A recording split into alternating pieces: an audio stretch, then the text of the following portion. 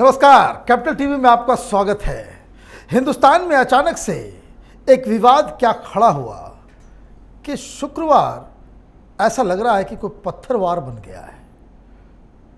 हिंदुस्तान में लोग जुमे की नमाज पढ़ने जाते हैं, लेकिन पूरे देश में दहशत फैली हुई होती है कि नमाज के बाद क्या होगा। पत्थरबाजी होगी, दंगा भड़केगा, आगजनी होगी। ये स्थिति क्यों आई, इसे क्या कारण है और इसका समाधान क्या है, ये जानने और समझने के लिए हमारे साथ स्टूडियो में मौजूद हैं अश्विनी उपाध्याय जी। आपको बहुत बहुत धन्यवाद। आप ये बताइए कि ये शुक्रवार ये पत्थरवार कैसे बन गया। मनीष जी, आपने आज वो जो विषय लिया है बहुत ही महत्वपूर्ण विषय लिया है, इसलिए मैं सभी कैपिटल टीवी के दर्शकों से कहूँगा आज पूरा का पूरा ये वीडियो ध्यान से सुने और इसको अधिक से अधिक शेयर करें। मैं कुछ ऐसी बातें कहने जा रहा हूँ जो सामान्यतया चर्चा तो होती है पत्थरबाजी की, लेकिन लोग उसके मूल कारण अस्थायी समाधान पे जाते नहीं हैं। मैंने इसके मूल कारण अस्थायी समाधान के लिए कुछ PIL किया हुआ है सुप्रीम कोर्ट में, इसलिए मैं वो बताने जा रहा हूँ। क्या है PIL?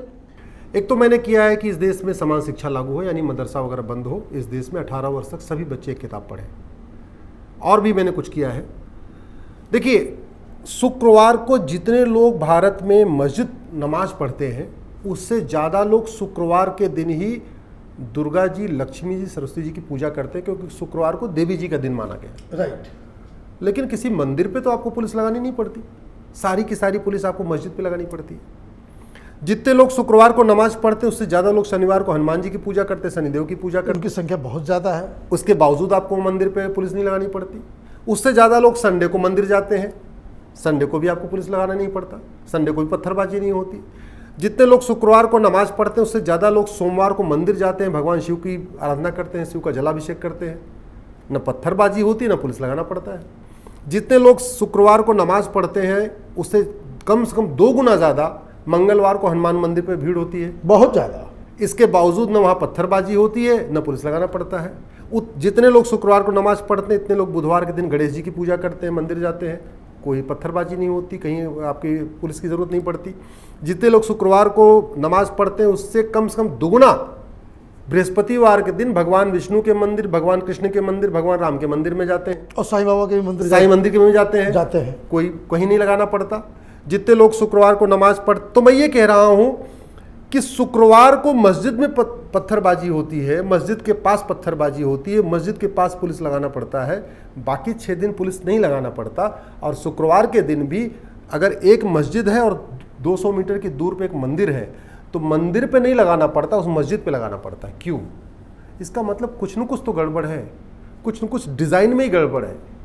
अगर कोई गाड़ी बहुत ज़्यादा वाइब्रेशन कर रही है, शांत नहीं है, धड़ धड़ धड़ धड़ धड़ धड़ कर रही है, तो गाड़ी का जो इंजीनियर है, जो गाड़ी जो बनाई गई है, कुछ न कुछ उसमें मैन्युफैक्चरिंग डिफेक्ट है, ये सब मानते हैं, हम सब मानते हैं। या टायर पंचर हो गया हो, या डिज़ाइन कुछ किया गया, उसका गियर की सेटिंग ठीक नहीं हुई हो, जो भी है। हाँ। और या जो गाड़ी चलाने वाला वो अनाड़ी है, राइट, ये हो सकता है, ये भी हो सकता है। आप बहुत पहले एक घटना हुई थी कश्मीर के हज़रत बल की दरगाह। उसको हज़रत बल इसलिए कहते हैं क्योंकि ऐसा माना गया है वहाँ बाल रखा हुआ है प्रॉफिट मोहम्मद का, और किसी ने अफवाह फैला दिया कि जो बाल गायब हो गया। वो बाल गायब होने के बाद पूरे भारत में हंगामा हुआ था, जैसा हंगामा अभी कुछ दिन पहले हुआ है जब एक बहन ने कुछ बोला है। जो बहन ने बोला है वो बात तो जाकिर नाइक कई बार बोल चुका। उसको सरतन से जुदा करने की धमकी नहीं मिली। कई सारे और मौलवी मौलाना वही बात बोल चुके जो उस बहन ने बोला है। कभी उनके खिलाफ गुस्ताखे रसूल की एक सज़ा सरतन से जुदा तो नहीं हुआ। और शुक्रवार के दिन एक बार अगर हजरत एक बाल गायब हो गया तो पूरे देश में हंगामा हो गया था। पुरानी बात है, हजरत बल की दरगाह जो कश्मीर के, वहाँ से ही हुआ कि बाल गायब हो गया। इस देश में ऐसा कोई हफ्ता नहीं गुजरता जिस हफ्ते मंदिर से कभी त्रिशूल नहीं गायब होता, कभी तलवार नहीं गायब होती, कभी मूर्तियाँ खंडित नहीं होती, कभी मंदिर में मांस नहीं फेंका जाता, कुछ नहीं फेंका। कभी आपने देखा पूरा भारत जलता हुआ देखा? कभी नहीं। तो इसलिए मैं कह रहा हूं कहीं न कहीं हमें इसको आत्मचिंतन करना पड़ेगा। डिजाइन और ड्राफ्टिंग में कहीं गड़बड़ी है। हम सब लोग कहते हैं कि जो बच्चे का संस्कार होता है वो शुरू होता है गर्भ से। गर्भ के दौरान माता क्या खाती है, माता क्या देखती है आंखों से, माता कौन सी बातें सुनती है, माता कौन सी किताब पढ़ती है, माता के साथ कैसा व्यवहार होता है उस पर डिपेंड करता है उसका बच्चा कैसा होगा। ये साइंस भी मान चुका है, ये केवल अभिमन्यु की बात मैं नहीं कर रहा हूं, ये विज्ञान मानता है इस चीज को। और बच्चा पैदा होने के बाद बच्चा क्या करता है, मुंह से क्या खाता है, आंखों से क्या देखता है, कौन सी किताब पढ़ता है, कानों से क्या सुनता है, कौन सा भाषण सुनता है, किसकी बात सुनता है, इस पे उसका बिहेवियर पैटर्न होता है। तो अगर हफ्ते के 7 दिन मंदिर में पूजा के बाद पत्थरबाजी नहीं हो रही है और शुक्रवार के दिन नमाज के बाद पत्थरबाजी हो रही है, तो इसका मतलब ये हुआ कि दोनों की परवरिश में कहीं न कहीं अंतर है, खान पान में कहीं अंतर है, किताबों में कहीं अंतर है, सोच में कहीं अंतर है। एक माँ कुछ अलग तरीके से सोच रही, दूसरी माँ कुछ अलग तरीके से सोच रही। ये 16 संस्कार जो बनाए गए, मैं तो केवल आपको एकदम आध्यात्मिक बात अभी चर्चा कर रहा हूं। दूसरा, 60 समाचरित, ये विदुर जी ने बोला हुआ है, चाणक्य ने बोला हुआ है, महाभारत में लिखा हुआ है, ये तो हमारे पुराणों में कई जगह लिखा हुआ है। 60 समाचरित, दंड जितना कठोर होगा समाज में उतनी शांति होगी। जो कुछ भारत में होता है, शुक्रवार के बाद जो ये नंगा नाच हुआ है, कभी चाइना में आपने सुना, इजराइल में सुना, कोरिया में ऐसा होता है क्या, फ्रांस में एक आध 2 बार भी हुआ, उसके बाद उन्होंने टाइट कर दिया है। तो ये कानून दवा की तरीके होता है, कानून और दवा बिल्कुल एक जैसे काम करते हैं। जैसे आपने दवा खाया तो या तो बीमारी घटेगी या बीमारी बढ़ेगी, यथास्थिति नहीं रहेगी। कानून भी वैसे ही होता है, कानून के बाद या तो समस्या बढ़ती है या समस्या घटती है, अराजकता बढ़ती है, अराजकता घटती है, माओवाद बढ़ेगा या माओवाद घटेगा, नक्सलवाद बढ़ेगा, नक्सलवाद घटेगा, मजहबी उन्माद बढ़ेगा या मजहबी उन्माद घटेगा, धर्मांतरण बढ़ेगा, धर्मांतरण घटेगा। बड़ी सीधी सी बात है, एकदम दवा की तरीके कानून काम करता है। अब इसलिए मैं बार बार कहता हूं कि अगर यहाँ पे अराजकता है, पत्थरबाजी हो रही है, घर जलाए जा रहे हैं, लोग निकल रहे हैं, तो कहीं न कहीं दंड व्यवस्था की कमी है, दंड व्यवस्था हमारी कमज़ोर है, वो होना चाहिए। इसलिए पहला आपने कहा मूल कारण अस्थायी समाधान, तो पहला तो मूल कारण ये है कि बच्चा बचपन में कुछ अलग तरीके से शिक्षा ले रहा है, जो विशेष स्कूल भारत में है। और अमेरिका के एक लेखक ने लिखा है कि एक देश को बर्बाद करने के लिए एक स्पेशल स्कूल पर्याप्त है, एक लिखा है। यहाँ तो हमने ढेर सारे, हमारे देश में तो लगभग 5 लाख है, 5 लाख, 750 जिले हैं और 5 लाख स्कूल हैं। तो आप ऐसे मानिए कि 8-10 स्कूल आपके हर जिले में है। अच्छा ये बताइए कि ये जो अभी जो वर्तमान में जो नियम कानून है वो किस तरीके से इस तरह के उन्मादी भीड़ को ट्रीट करता है और किस तरह का दंड उसको मिलता है? एक तो कानून थोड़ा कमज़ोर है, दूसरा उसके इम्प्लीमेंटेशन में कमी है। सरकार जहां ठीक है वहां कर रही है, जैसे यूपी में बाबा जी अच्छा काम कर रहे हैं, बाबा जी उसी कानून को लेके बढ़िया काम कर रहे हैं। लेकिन कानूनों में बड़ा लूप होल है। क्या लूप होल है? लूप होल ये है, कानून थोड़े हमारे यहाँ इतनी फ्लेक्सिबिलिटी दे रहे हैं शासन को कि शासन मन करे तो एक्ट करे, ना मन करे FIR करे, मन करे ना करे, मन करे घर गिराए, मन करे ना गिराए। इसका एक एग्जांपल आपको देता हूँ। बनारस में जो बम ब्लास्ट हुआ था, कानून वही है, अखिलेश यादव उसका मुकदमा वापस ले रहे थे, जिसको अभी फांसी की सजा हुई है, जिसमें हाईकोर्ट ने डांटा था। उसके बाद मुकदमा वापस नहीं ले पाए, उसी को अभी कुछ दिन पहले बनारस में उसी फांसी हुई है। कानून वही है और वही कानून को बाबा जी यूज कर रहे हैं, तो घर भी तोड़े जा रहे हैं, लाल भी किया जा रहा है, पिछोड़ा, सारा काम चल रहा है। मेरा ये मानना है कि कानून ऐसा होना चाहिए जहां पे उसके मिसयूज की संभावना कम से कम, माने ह्यूमन इंटरफेरेंस ना हो, उस तरह का मिनिमम होना चाहिए। राइट। आपको FIR लिखने के लिए पुलिस के पास कोई मतलब सांसद विधायक की फोन करने की जरूरत क्यों पड़ना चाहिए? अरे भाई पुलिस देख रहा है सामने हमारे पत्थरबाजी हो रही है, पकड़े उसको, FIR करे। इंतजार क्यों करना कि पीछे से हम FIR करूं कि ना करूं, SP से क्यों पूछना, गृह मंत्री से क्यों पूछना, सामने पत्थरबाजी हो रही है, FIR करो। तो एक तो यह है कि कानून की जरूरत है। दूसरा, दुनिया में एक भी ऐसा देश नहीं है जहां एक भी स्कूल है और वहां पे शांति है। मैं उस पर्टिकुलर विशेष स्कूल की बात कर रहा हूं जो भारत में 5 लाख से ज्यादा, कुछ लोग कहते हैं 7.5 लाख हो गए अब तो, मदरसे। हाँ, मदरसे। हमें चाइना से सीखना पड़ेगा कि चाइना या इजराइल या अमेरिका ने जो भी पॉलिसीज अपनाई, या कोरिया ने जो अपनाई, या जो जापान ने अपनाई, उन्होंने क्यों पूरे देश में समान शिक्षा लागू किया? क्योंकि 14 साल तक बच्चे की उम्र, बल्कि 18 साल तक जो बच्चे का माइंड होता है ना, वो विकसित नहीं होता, बड़ा कच्चा सा होता है। उसको आप जो पढ़ाओगे वही अच्छा लगेगा। उसको काफिर सिखाओ तो काफिर सीख लेगा, मजहबी उन्माद सिखाओ मजहबी उन्माद सीख, जैसे मोल्ड किया जाए वो मोल्ड वैसे बड़ा फ्लेक्सिबल होता है, बड़ा फ्लेक्सिबल होता है। इसलिए मैं कह रहा हूं कि इस देश में जब तक one nation one education board नहीं होगा, वन नेशन वन सिलेबस नहीं होगा 18 साल तक, तब तक इस देश में शांति नहीं आ सकती है। जब तक एक भी मदरसा है वो एक जिले को बर्बाद करने के लिए, एक जिले को शांत करने के लिए पर्याप्त काफी है। तो ये आपकी एक PIL है? एक मेरी PIL है जो चल रही है, सरकार को नोटिस हो चुका है। हमने ये कहा है कि भाई CBSE ICSE सबको मर्ज करो, one nation one education board लगाओ, सिलेबस एक कर दो। लैंग्वेज भले ही अपना लोकल लैंग्वेज जो है, बंगाल वाले बंगाली में पढ़े, महाराष्ट्र मराठी में पढ़े, गुजरात वाले गुजराती में पढ़े, राइट, लेकिन कोर्स एक होना चाहिए। अब कुछ लोग कहेंगे कोर्स एक रहेगा तो आप क्या पढ़ाओगे? अरे भैया, कोर्स एक रहेगा तो भगवत गीता ही पढ़ाई जाएगी, क्योंकि भगवत गीता हिंदू नहीं बनाती भाई। इस सेकुलर देश है ना, यहाँ ऐसी कोई किताब नहीं पढ़ाई जा सकती जो किसी एक धर्म का प्रचार प्रसार करता हो या धर्म की ओर खींचता हो। राइट। तो बाइबल नहीं पढ़ाई जा सकती क्योंकि वो आपको ईसाईयत सिखाती है।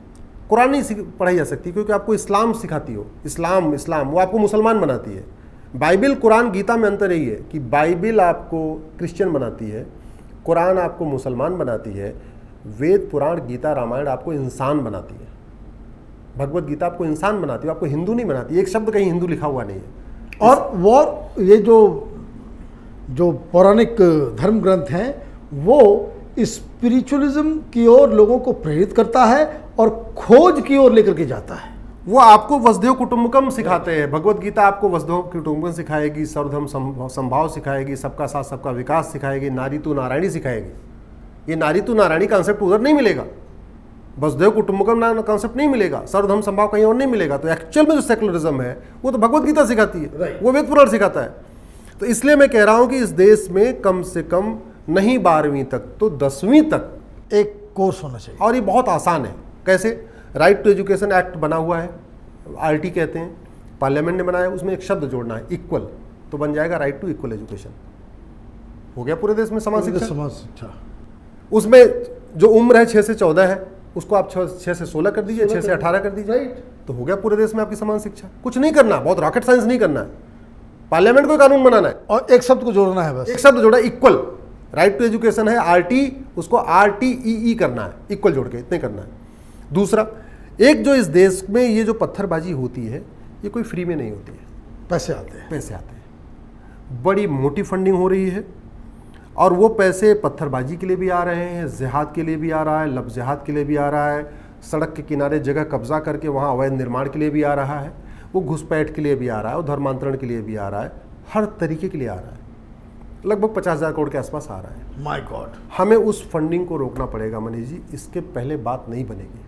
मैं कुछ कड़वी बात कह रहा हूँ आपके चैनल पे, क्योंकि आपका चैनल बहुत लोग ध्यान से सुनते हैं और बहुत शेयर करते हैं, इसलिए मैं ये मीडिया जो इलेक्ट्रॉनिक मीडिया में ये सब बातें हो नहीं पाती, बात तो तू मैं चलती रहती है। एक पूरे वर्ल्ड का फिनोमेना है हवाला का, और जो इस देश में चल रहा है। फंडिंग जो बाहर की हो रही है, खासतौर पे खाड़ी देश की, 2 तरीके से हो रही है। एक तो ये हो रही है कि जो यहाँ के लोग वहाँ एम्प्लॉई हैं पर्टिकुलर एक कम्युनिटी के, उनको डबल तनख्वाह दी जा रही है, उनको डबल तनख्वाह दी जा रही है। कहने का मतलब अगर 1000 रियाल उनकी तनख्वाह है तो 2000 दी जाती है। नाई धोबी का काम, कपड़ा प्रेस करने वाले का काम, प्लम्बिंग का काम, जो भी काम कर रहे हैं, अगर उनकी तनख्वाह 1000 है तो उनको 2000 दिया जा रहा है। और ये कहा जा रहा है कि तुम्हारी साल भर में 12,000 रियाल हुआ, वहाँ रियाल चलता है, तो ये जो एक्स्ट्रा तुम्हें 12,000 दिया है ये तुम्हें फला जगह जाके देना है। एक तो अब ये माय गॉड, हाँ, एकदम मैं ट्राइड एंड टेस्टेड और खुद अपने एक्सपीरियंस के आधार पर बता रहा हूँ। एक नया फार्मूला ये चल रहा है, और ये फार्मूला केवल जिहाद के लिए नहीं चल रहा है। इनफैक्ट इसी फार्मूले से बहुत सारे नेताओं की फंडिंग आ रही है, बहुत सारे सोशल मीडिया पे जो काम करने वालों की फंडिंग आ रही है, बहुत सारे यूट्यूबर्स की फंडिंग हो रही है ऐसे। माय गॉड, वो भारत में बैठे हुए हैं, उनका कोई चाचा ताया मामा नाना मौसी का लड़का, वो वैसे में खाला का लड़का वहां पे काम कर रहा है, उसको डबल तनख्वाह दी जा रही है, वो अपने घर तनख्वाह भेज रहा है, उसके अब्बू आधी उठा के इधर दे रहे हैं। एक ये चल रहा है। दूसरा, एक सीधे भी हवाला के जरिए आ रहा है। और कड़वी सच्चाई ये है मनीष जी कि पूरे दुनिया में खासतौर पे जहाँ शांति है और जहाँ अशांति, उसके बीच में अंतर आप देखिए, तो जहाँ पे फॉरेन फंडिंग होती है वहाँ अशांति है, हर देश दूसरे देश को डिस्टेबलाइज करना चाहता है, बर्बाद करना चाहता है।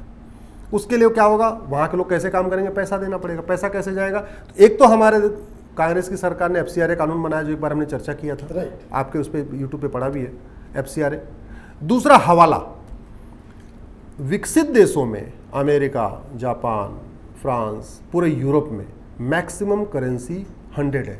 ज़्यादातर देशों की मैक्सिमम करेंसी 50 है, कुछ देशों की 100 है। उसका कारण, उसका लॉजिक ये है, जितनी बड़ी करेंसी होती है उतना ज़्यादा हवाला होता है।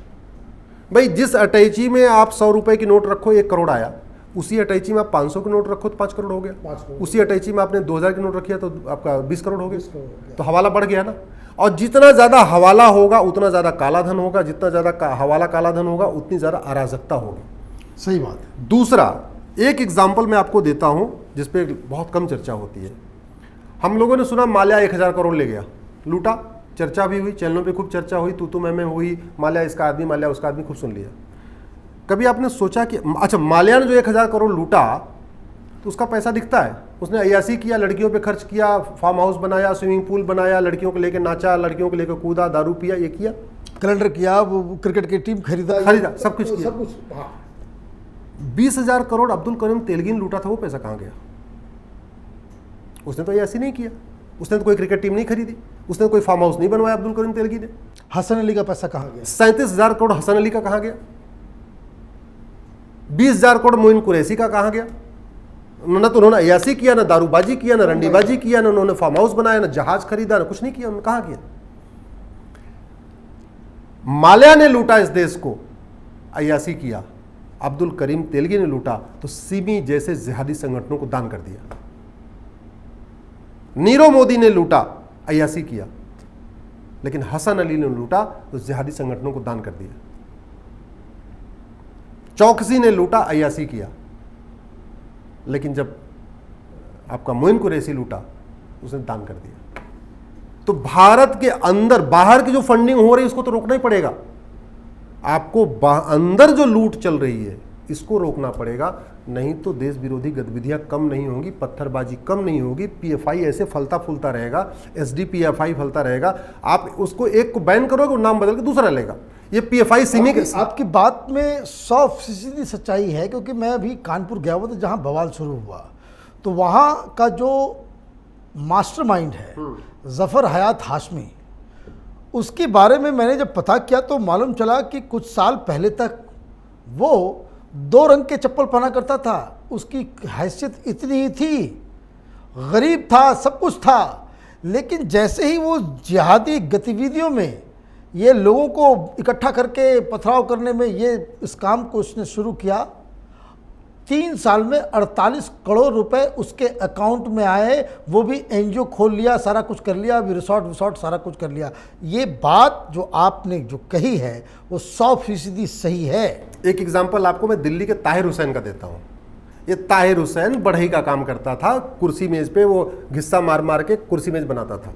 दिल्ली दंगे का मास्टरमाइंड, कारपेंटर का काम करता था। मुरादाबाद से यहाँ आसपास घर है। लेकिन मैं तो उसके घर में कैपिटल टीवी पहली टीम थी जो उसके घर के अंदर गई थी। 300 रुपए की दिहाड़ी पे काम करता था, 300 करोड़ का मालिक। कम से कम वो तो घर ही तो, वो तो एक फुटबॉल के ग्राउंड के इतना बड़ा उसका दिल्ली में मकान है। यस, 300 करोड़ का मालिक है वो। कहाँ से इतना कमा लिया? बढ़ई का काम करते करते कहाँ से इसने कमा लिया? इसलिए मैं कह रहा हूँ भारत में लगभग 10 लाख लोग विदेशी पेड हैं। उस विदेशी जो पेड हैं, जो जिनको विदेशों से पैसा आ रहा है, उसमें यूट्यूबर भी हैं, ट्विटर के लोग भी हैं, फेसबुक पे काम करने वाले भी लोग हैं, वकील भी हैं। मैं तो एक आपको वकील का एग्जांपल देता हूं। सुप्रीम कोर्ट में वकालत करता हूं। मेरे जैसे लोग 5 लाख रुपए फीस लेते हैं। वैसे तो 25 लाख लेने वाले भी हैं, लेकिन मैं अपनी क्षमता को मैं 5 लाख मानता हूं। अगर मैं पर डे 1 केस करूं तो आपके महीने में 20 केस कर लूँगा। लगभग 20 केस का मतलब 20-2500 यानी 1 करोड़ रुपए हम महीने में कमा सकते हैं। साल में हम 12 करोड़ कमा सकते हैं। हम महीने के 1 करोड़ कमाते हैं, हम 1 लाख भी नहीं कमा पाते। मैं 2015 की वैगनार से अभी तक चलता हूँ मनीष जी। अब उसको बदलूंगा क्योंकि 1 जुलाई को उसका डेट खत्म हो जाएगा, 15 साल पूरा हो जाएगा। 2007 मॉडल है वो। Oh my God. नीचे खड़ी है आपके ऑफिस। हाँ हाँ, मुझे मालूम है, रेड कलर की वैगनार, मुझे मालूम है। 2007 की वैगनार है। अब हम उसको बदलेंगे क्योंकि 1 जुलाई के बाद पुलिस चालान कर देगी, दिल्ली एनसीआर में 15 साल से पुरानी गाड़ी नहीं चल सकती है। और मैं ऐसे ऐसे लोगों को जानता हूं जो पीएफआई का केस लेते हैं, जो पत्थरबाजों का केस लेते हैं, जो रोहिंग्या घुसपैठियों का केस लेते हैं, नक्सलियों को लेते हैं, बांग्लादेशी घुसपैठियों केस लेते हैं। उसमें कुछ तो ऐसे हैं जिनको ABCD नहीं आती, कॉन्स्टिट्यूशन शायद इंग्लिश में लिख भी नहीं पाएंगे ढंग से, केवल दूसरों के माध्यम से दलाली करते हैं, बड़े बड़े वकीलों को हायर करते हैं, उसमें अपनी सेटिंग करते हैं। बीबी अलग कार से चलती है, बेटा अलग कार से चलता है, खुद अलग कार से चलते हैं, 3-3 4-4 ड्राइवर रखे हुए हैं। ये आपको मैं बता रहा हूँ, ये है फंडिंग का कमाल। और साउथ दिल्ली और नोएडा के पॉश इलाकों में मकान भी है, मकान, हाँ, पेंट हाउस भी है, इंडिपेंडेंट मकान भी है, 4 बेडरूम 5 बेडरूम। और हम आज तक दिल्ली में मकान नहीं ले पाए, हम गाजियाबाद में रहते हैं, इसलिए ये स्थिति हमारी है। ये आपको मतलब एक कड़वी बात है ये। तो इस देश में देश विरोधी लेख लिखने के लिए पैसा आ रहा है, देश विरोधी ट्वीट करने के लिए पैसा आ रहा है, लोगों को भड़काने के लिए पैसा आ रहा है, पत्थरबाजी के लिए पैसा आ रहा है, नक्सलियों को पैसा आ रहा है, और क्या बोलते हैं आपके माओवादियों को पैसा आ रहा है, जिहादियों को पैसा आ रहा है, मदरसा खोलने का पैसा आ रहा है, मस्जिद बनाने का पैसा आ रहा है, मज़ार बनाने का पैसा आ रहा है, दरगाह बनाने का पैसा आ रहा है, दंगा भड़काने के लिए पैसा है, भड़काने का पैसा आ रहा है। तो जब तक आप, कहावत है ना, जब तक आप गैस नहीं बंद करोगे चूल्हा जलेगा। गैस पहले बंद करो, गैस की पाइप काटो, तब जाके चूल्हा बुझेगा। ये जो फॉरेन की फंडिंग है वो भी गैस का काम कर रही है। और जो भारत के अंदर घोटाले हो रहे हैं, आपको एग्जांपल मैंने दिया, अब्दुल करीम तेलगी, मोइन कुरैशी और हसन अली, ऐसे बहुत सारे हैं। ताहिर हुसैन का एग्जांपल देख लीजिए, वो कानपुर वाले को देख लीजिए, आया ना 50 करोड़ रुपए के आसपास, 50 करोड़ आ गया ना उसके पास एक दंगा कराने के लिए। तो इस देश में अगर शांति करना है तो पहले तो समान शिक्षा, जिससे बच्चा, पहली बात तो वो जो जिहाद सिखाई जाती है, जिहाद की फैक्ट्री जहाँ वहाँ से निकले ना, वो जो नारा लगाते हैं ना, तुम कितने अफजल मारोगे हर घर से अफजल निकलेगा, वो सही नारा है। क्योंकि आप एक अफजल को मारोगे तब तक तो स्कूल से 100 अफजल तैयार हो चुके हैं। आप एक पत्थरबाज को पकड़ोगे तब तक 100 पत्थरबाज इधर रेडी है। वो नारा गलत नहीं है। ये हम लोग जो उसमें कहते हैं तुम कितने अफजल निकलोगे, हम सबको मारेंगे। अरे भैया कितने को मार लोगे? या पूरी फसल निकल रही है, पूरा एकदम लाट के लाट निकल रहा है, कितने मार लोगे? कहने का मतलब है कि एक तो समान शिक्षा से ये जो जहर है, दिमागी जहर, वो रुकेगा, और दूसरा इसका परमानेंट इलाज जो है कि आप विदेशी फंड के ऊपर कंट्रोल कीजिए। विदेशी फंडिंग के रोकने के लिए आपको हवाला कानून खत्म करना पड़ेगा। कांग्रेस ने 2010 में कानून बनाया था और केवल फंडिंग कराने के लिए बनाया था। सरकार ने लगभग 25,000 एनजीओ के लाइसेंस रद्द किए, लेकिन आदमी 5 लाख एनजीओ लाइसेंस 5 लाख चल रहे हैं। आप ऑडिट करोगे, ये करोगे, वो करोगे, उससे बात नहीं बनेगी। मैं कह रहा हूं अगर मनीष जी ईमानदारी से काम कर रहे हैं, मनीष अपने अकाउंट में पैसा ले लेंगे ना, एनजीओ में क्यों पैसा लेना? सही बात है। सीधे अपने खाते में ले लेंगे। अगर मुझे किसी को देना मेरे खाते में दे देगा, क्या जरूरत है मैं एनजीओ खोलूं, FCRL उसके थ्रू? और दूसरा, ये 100 रुपए से बड़ी नोट वो नहीं होना चाहिए, नहीं होना चाहिए। मैं प्रधानमंत्री से निवेदन करता हूं, इस पर गंभीरता के साथ सोचिए, इसकी जरूरत भी नहीं है। 80 करोड़ लोगों को मुफ्त में राशन दिया जा रहा है, इसका मतलब 80 करोड़ लोग गरीब हैं।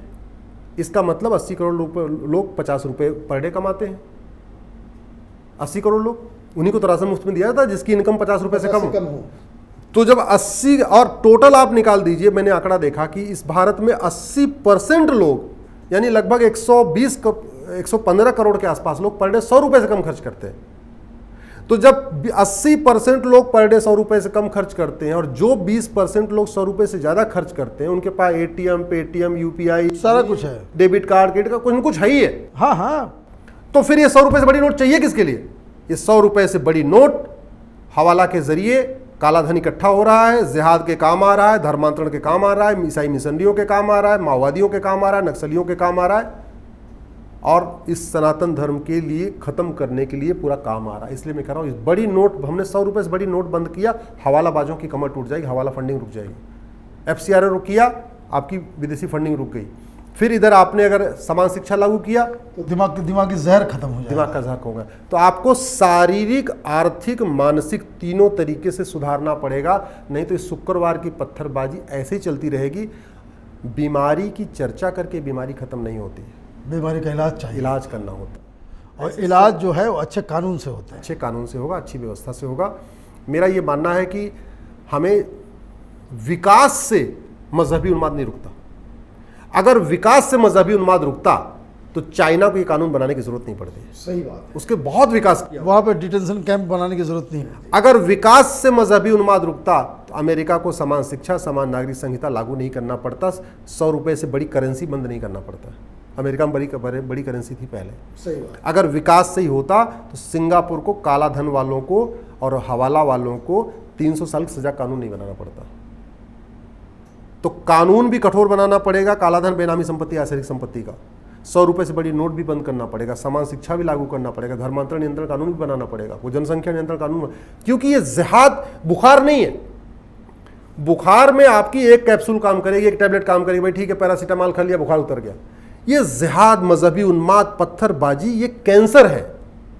तो कैंसर में एक टैबलेट दे दिया, 2 टैबलेट, तो बात उसको खाओ ना खाओ बेकार है। उसको ऑपरेट ही करना पड़ेगा। ऑपरेट भी करना पड़ेगा, कीमोथेरेपी भी करनी पड़ेगी, सिकाई भी करनी पड़ेगी, थोड़ा एंटीबायोटिक भी देना पड़ेगा, थोड़ा पेन किलर भी देना पड़ेगा, सब कुछ करना पड़ेगा। और अलग अलग टाइम पे नहीं, एक साथ करना पड़ेगा। एक साथ करना पड़ेगा। ऐसा नहीं कि आज ये वाली दे दे, 3 साल बाद वो वाली दे दो, तो ऐसे नहीं चलेगा काम। ये जिहाद है। आपको समान शिक्षा, समान चिकित्सा, समान नागरिक संहिता, घुसपैठ नियंत्रण कानून, धर्मांतरण नियंत्रण कानून, जनसंख्या नियंत्रण कानून एक साथ बनाना पड़ेगा।